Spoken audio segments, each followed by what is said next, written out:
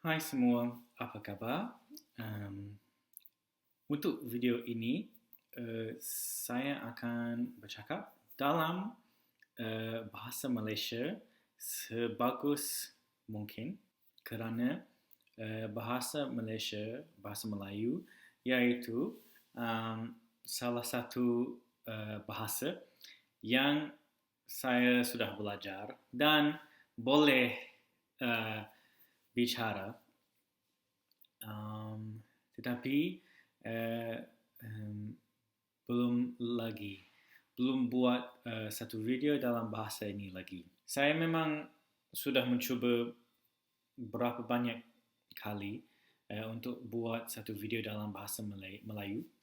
Tetapi lepas sudah edit dan sudah nak upload, saya tidak suka lagi. Jadi, sebelum akhir tahun 2020 ini, saya nak try cakap dalam bahasa Malaysia. Sebenarnya mungkin bahasa Malaysia itu lebih bagus daripada saya punya bahasa Turki.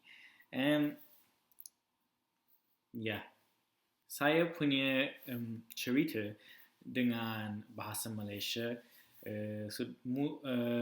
bermulai beberapa tahun yang lalu. Sebenarnya mak saya orang Malaysia, jadi dari umur yang kecil, dari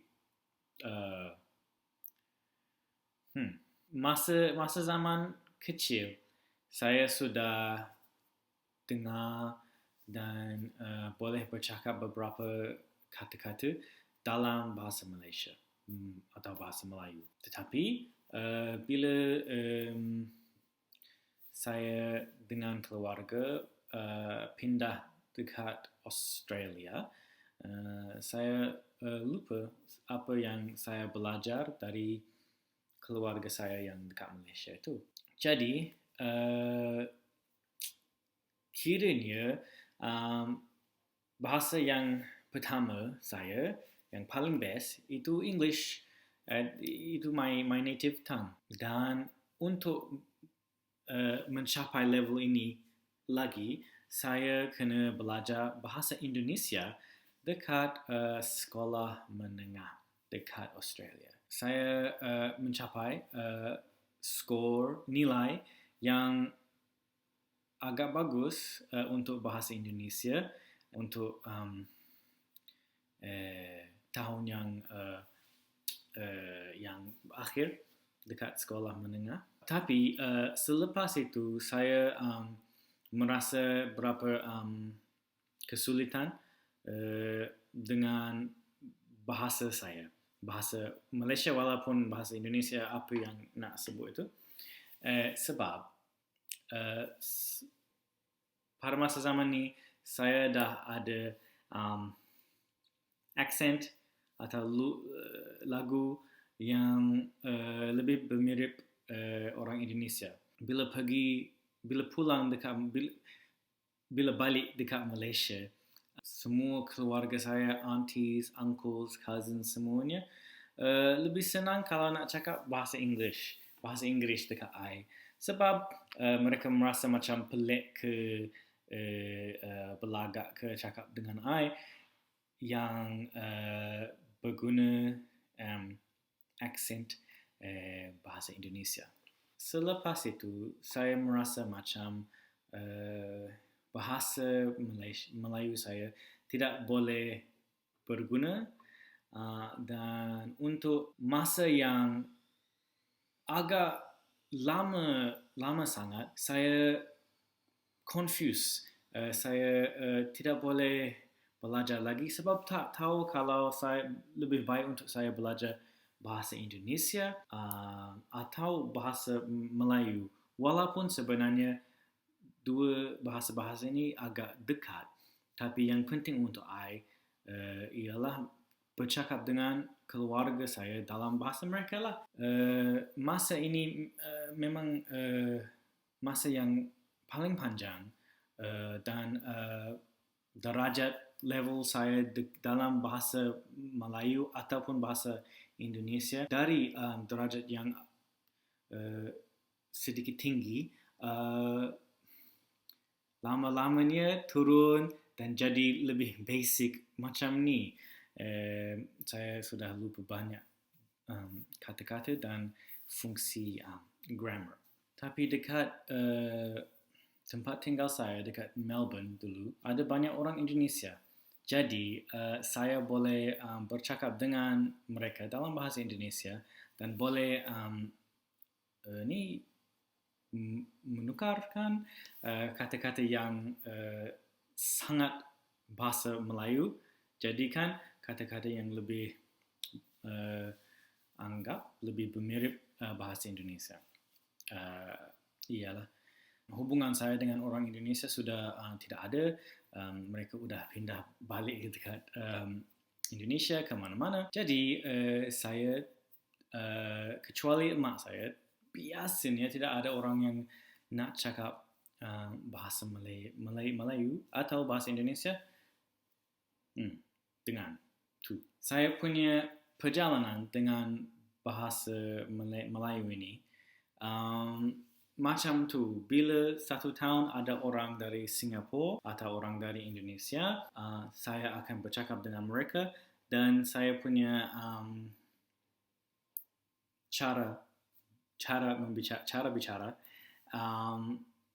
tukar dan bermirip siapa yang saya bercakap dengan.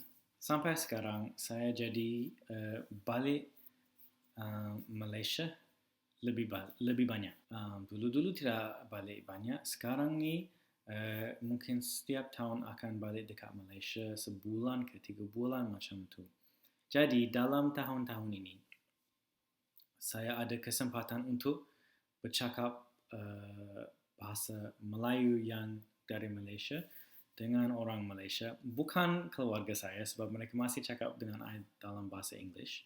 Tapi saya bercakap dengan orang dekat kedai, dekat mana-mana dalam bahasa Malaysia. Sebab mungkin saya nampaknya macam orang Malaysia juga, tak tahulah. Tapi orang biasanya kalau saya di sana cakap dengan dengan orang bahasa Malaysia dan saya boleh menjawab 9 dari 10 kali. Tahun ini saya duduk dekat Malaysia untuk 3 bulan. Masa yang paling panjang. Jadi ada banyak kesempatan untuk bercakap dan mempraktikkan bahasa Malaysia saya. Saya merasa macam sekarang saya dekat satu level yang intermediate. Bila saya bercakap, orang masih boleh tahu saya bukan orang Malaysia atau bukan orang native speaker. Sebab cara lebih bahasa baku, tidak ada bahasa gaul atau bahasa pasar atau bahasa daerah. Dan bila bercakap pasal topik-topik yang agak berat atau untuk waktu masa yang lama sangat atau dengan banyak orang macam dekat, macam balik kampung ada banyak orang-orang, si bapa cakap dengan si uncle ni, si auntie cakap dengan si adik ni, so saya tidak boleh berfokus dengan itu. Jadi adalah beberapa challenges untuk saya kalau saya nak jadi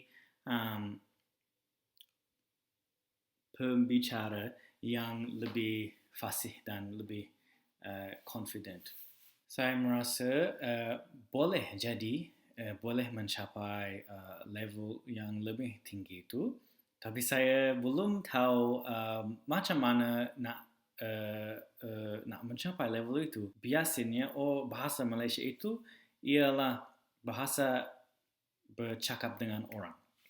Untuk saya, maknanya saya tidak berguna bahasa Malaysia untuk membaca berita, membaca buku-buku. Saya tidak menonton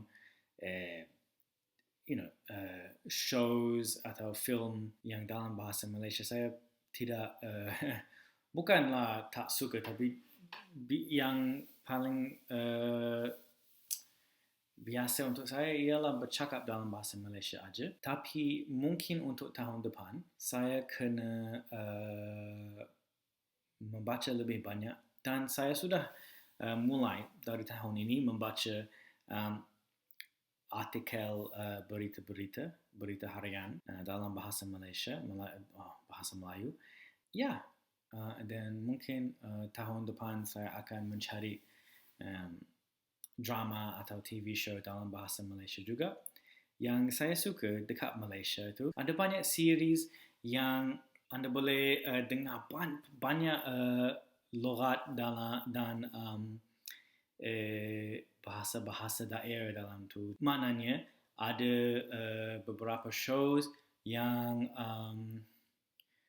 orangnya cakap dalam bahasa Kelantan ke, atau orang dari Pahang, atau ada satu karakter dari mana-mana lagi. Jadi you boleh experience beberapa banyak style atau cara berguna bahasa Malaysia itu. Yalah.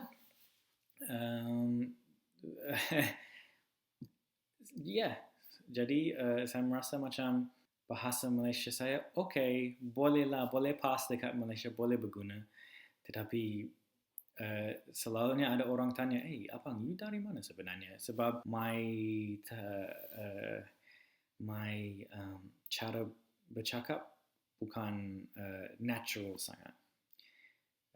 Jadi kalau anda sekalian ada any tips untuk nak jadi pembicara yang lebih fasih dan lebih bermirip orang Malaysia betul, tolong dan silakan komen atau hantar advice dekat saya, dan jom connect dan cakap dalam bahasa Melayu atau bahasa Indonesia. Saya masih belum tidak tahu apa nak panggil itu, because sebab saya punya experience dengan dua-duanya. Jadi saya jadi orang yang terconfused. Alright, terima kasih banyak.